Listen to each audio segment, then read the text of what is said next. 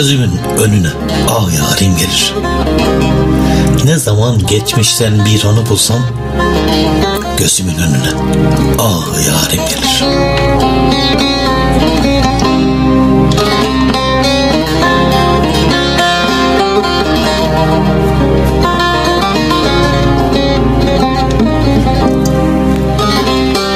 Hangi yana baksam buruk hatıra, anlatılmaz acım sığmaz satıra.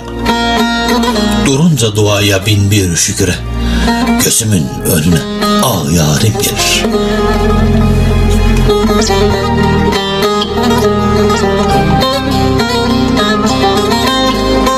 Gezdiğim yerlere izleri dolsa, rüzgarla içime sözleri dolsa, yüreğim yelda hisleri dolsa, gözümün önüne ah yarim gelir.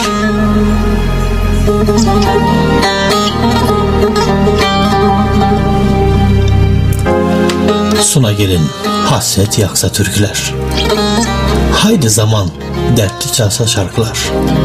Bir gelse haberi dinse korkular, gözümün önüne ah yarim gelir. Suna Türkmen Güngör.